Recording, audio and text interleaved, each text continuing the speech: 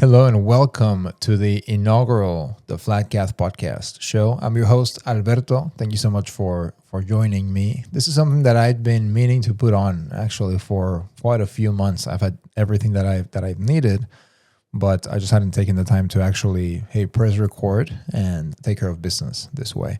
Happy to be here. Today we will be talking about the excerpt of the Cardinal Sarah interview that Roberto Sarah translated from the French into English and put out.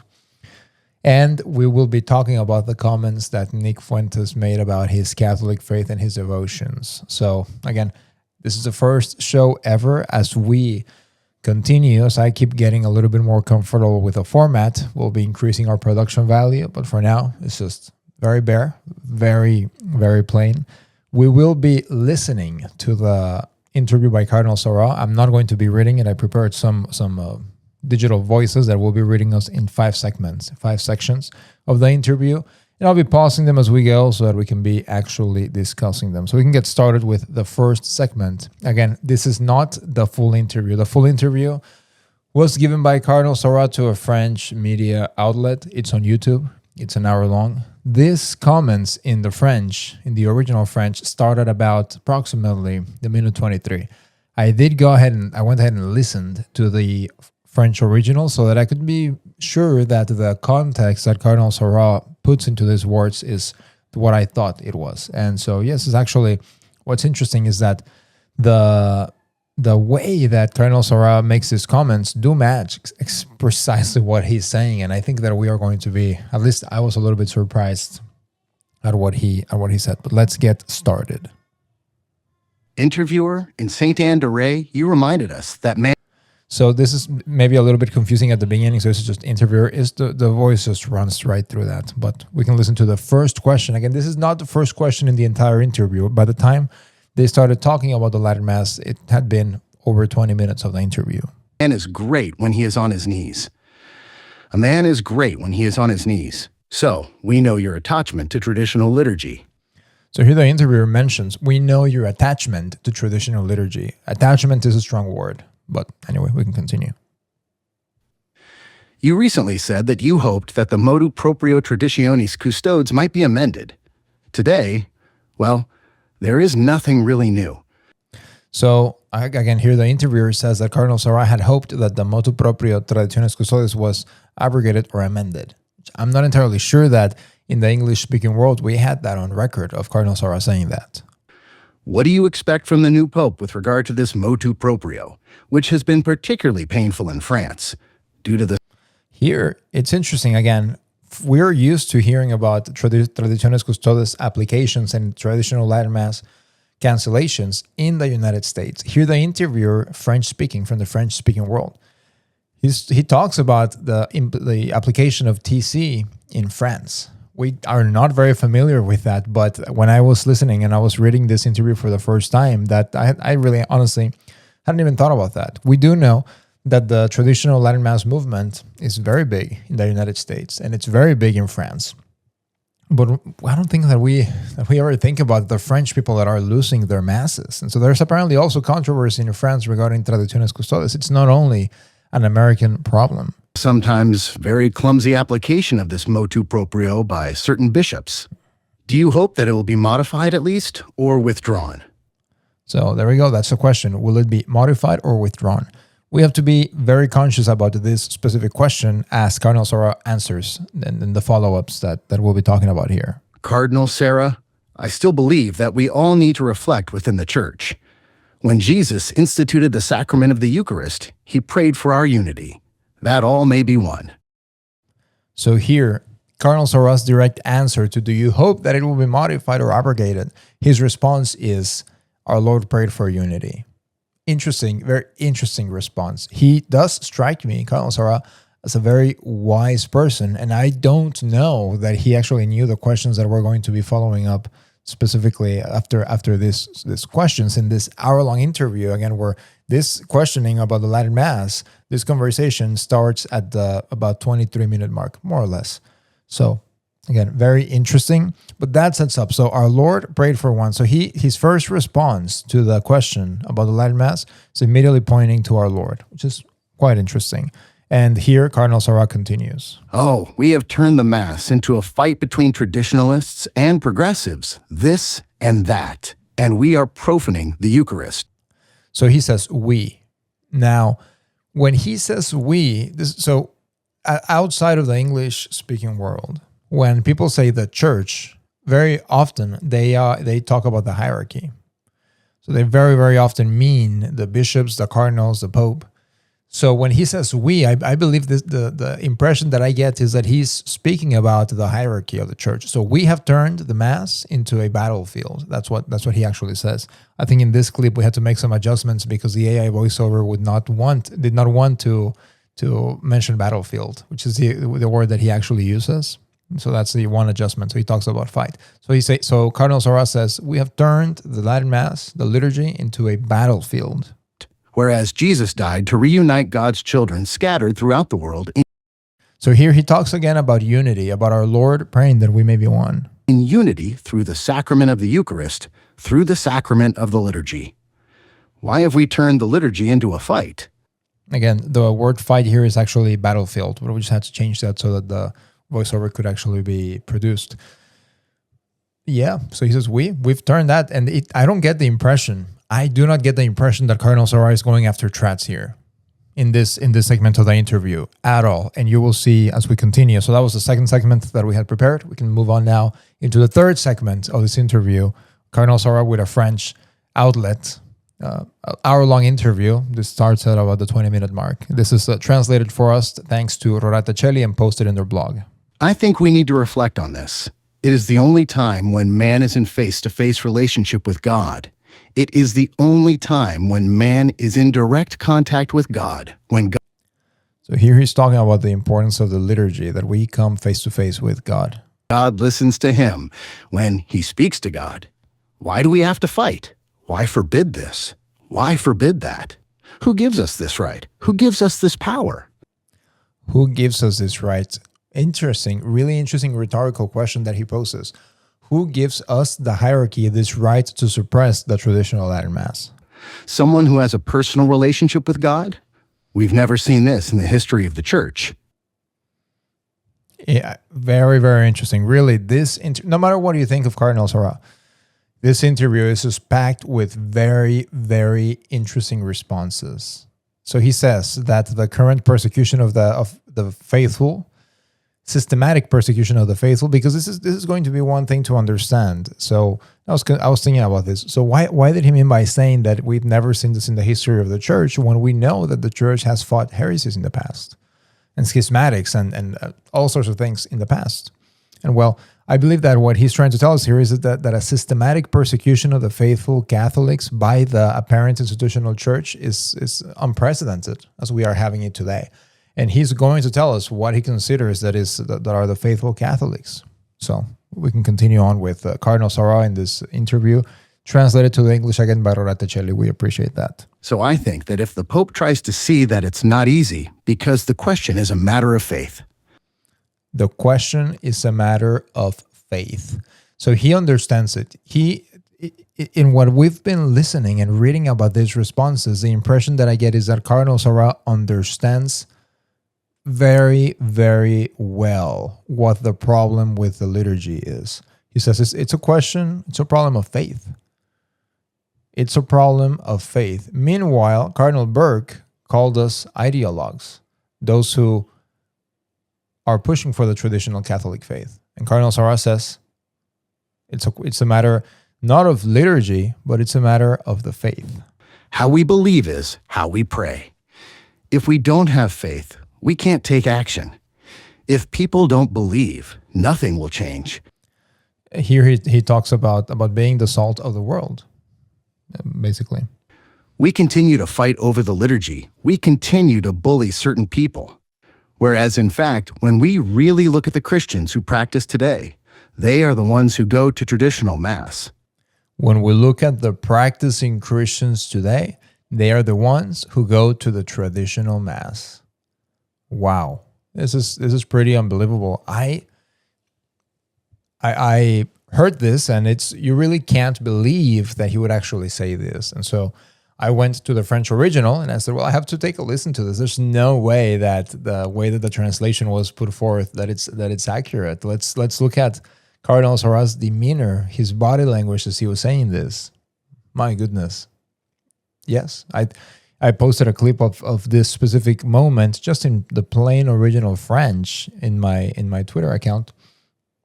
Fascinating that he says that the practicing Christians today are those who go to the traditional Latin Mass. I do wonder if he feels a little bit more emboldened ever since the death of Pope Benedict XVI. Before, I don't think that he's made comments this strong. And now, Cardinal Sarah, he is a big fan of Medjugorje. Okay, so I don't consider, like a lot of people were saying, oh, if he gets elected Pope, he will fix the cracks in the church. I don't think that's entirely accurate. So this is why I'm so shocked at these comments that he's making. Again, we have to contrast this with what Cardinal Burke said in the past, calling us ideologues. Okay, continue. So why forbid them? On the contrary, we should encourage them. I don't know what the Pope will do, but he is aware of this battle. He is aware of this difficulty. So he says, a fact. As a matter of fact, Cardinal Sarah does not know what Pope Leo XIV will do. He does not know. That is a fact, and we have to differentiate that from another comment that he makes in our fifth and final segment regarding this excerpt of this interview. So we have a lot of people, a lot of pundits are out there saying, oh, Dr. Prevost is going to get rid of Traditiones Custodes and he loves traditional Catholics. Ladies and gentlemen, what Cardinal Sarah says here, who has met with Prevost, he says, I don't know what he's going to do. Dr. Prevost, in his interview to Crux, said that the issue of the traditional Latin Mass is an issue of synodality. And here we just heard Cardinal Sarah saying that the Pope understands, or the so-called Pope, that Dr. Prevost understands the battle and the fight. He understands the battlefield and that it's a battle for the faith and that the practicing Christians of today are the traditional Latin Mass. I really don't understand how people are not making a bigger deal about this interview, especially with how much prominence Cardinal Sarah had during the conclave, where people were saying that he never had a chance of being elected Pope.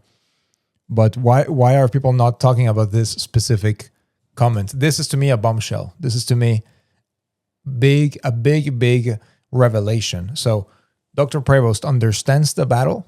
And Dr. Prevost understands that it's a matter of faith, not a matter of liturgy. It's a battle for the faith. Dr. Prevost understands this.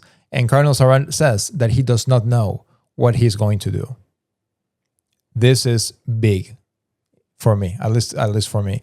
Even those for those of us that are saying that this is all fake, this is still very, very interesting information that Cardinal Sarah is giving us here from the side of the Novus Ordo Church over to traditionalists.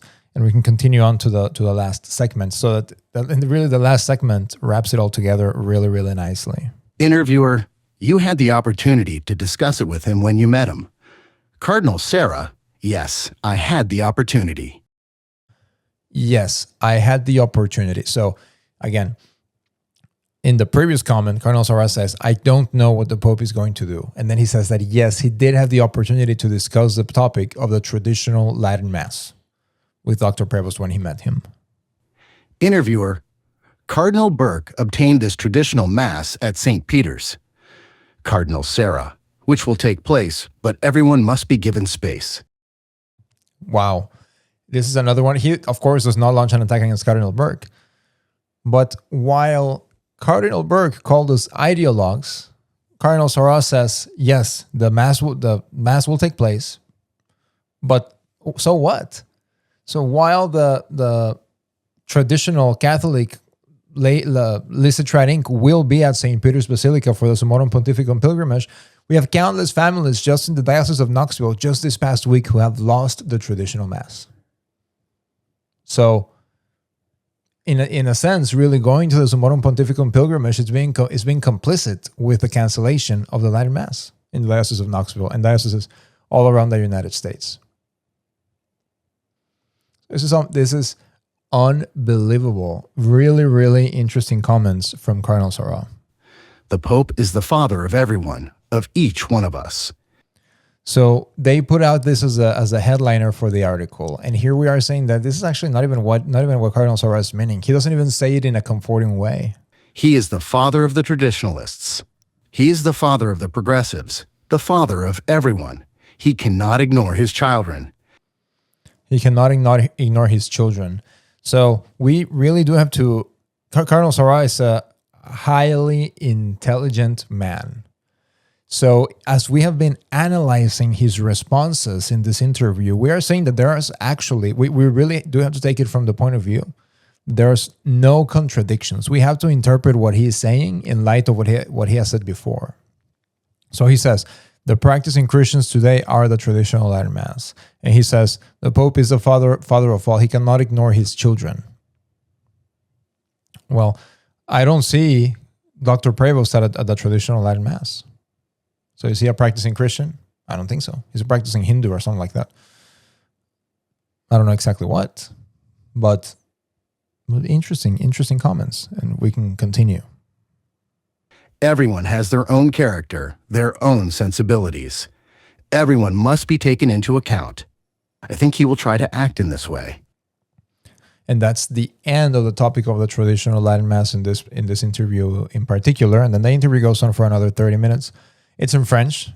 I have to be paying a lot of attention so that I can understand what is being said in French, because I'm not fluent, but I can read it. So I'm not going to, at least for now, my plan is not to listen to the entire interview to see if there's any additional nuggets in the interview. But I do encourage, definitely, if somebody that is maybe listening to this is more proficient in French than yours truly, go ahead and listen to that and let us know if there's anything else that he throws out sort of regarding or making reference back to the comments that he makes at this point in time of the interview, which is at about halfway. So it's an hour-long interview. But there we go. So really, really interesting comments from Cardinal Robert Sarah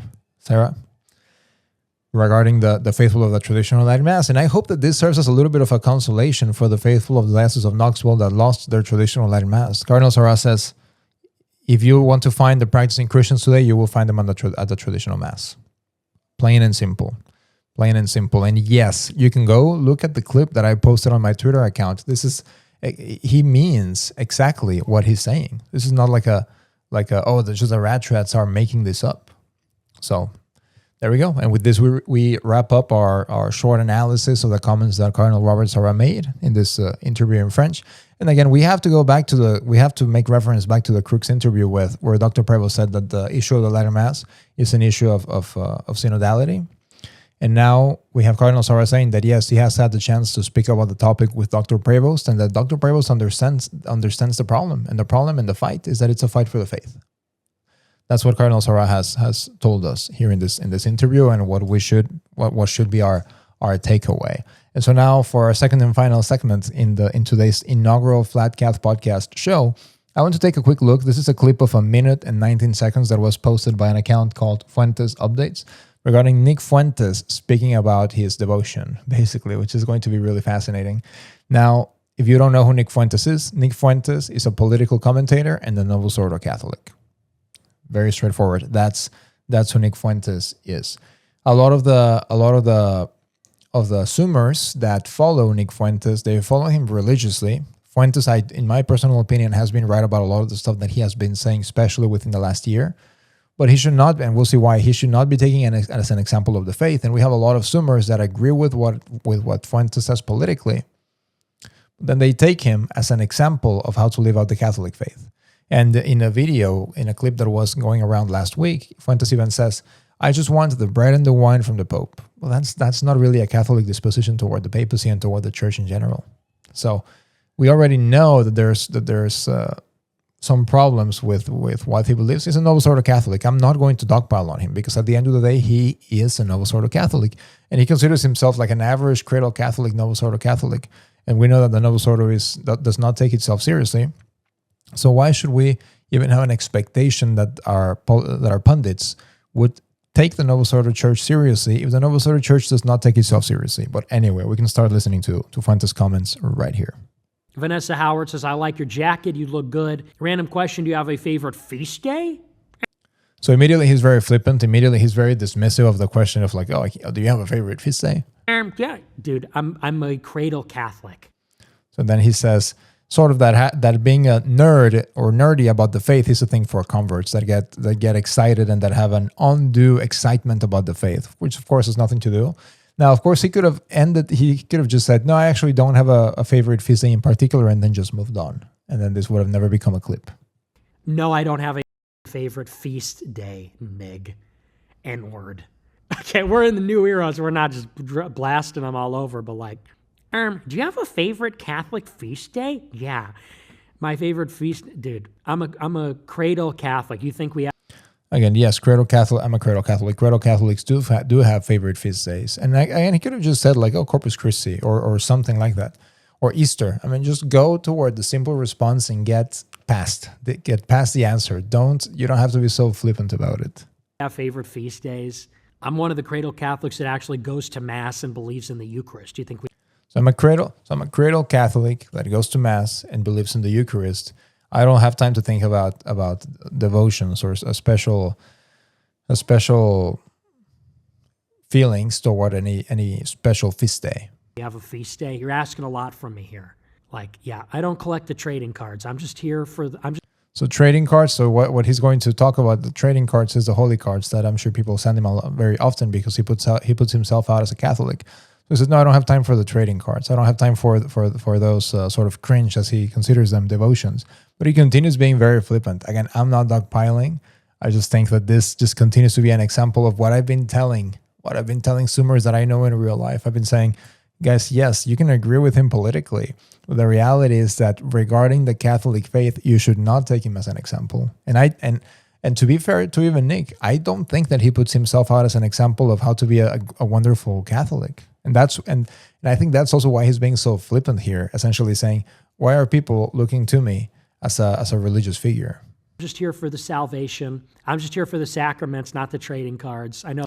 I'm just here for the sacraments, not for the trading cards, which is consistent with what he said last week of, I just want the wine and the bread and the wine from the Pope. I don't want anything else. Well, that's blasphemous. It's always like, do you have the necklaces? One time I lost something and someone said, you should pray to the patron saint of lost items. It's like.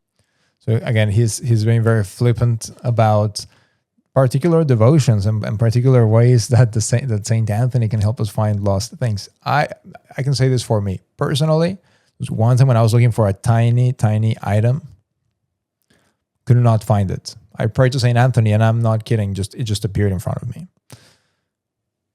That's my experience. I can only tell you what I've lived through. Like, dude, okay, so what is this? Pokemon? So the cards. That's why he says Pokemon. Gotta catch them all. People are sending me literally the trading cards. It's like, okay, so what do we do? Like, they expect me to show up. All right, everybody, I'm ready for my, double XP weekend at Super Trad High Latin Mass. I've got 15 necklaces. So this is really, really funny. So he's being very flippant, but he knows sort of the terminology, High Latin Mass. So if he was so flippant about his faith and so careless about his personal faith, there's people that go to a Latin Mass that don't even know what a high Mass is called. So, interesting. A stack of trading cards. I got there 3 hours. So here he's making fun of the people.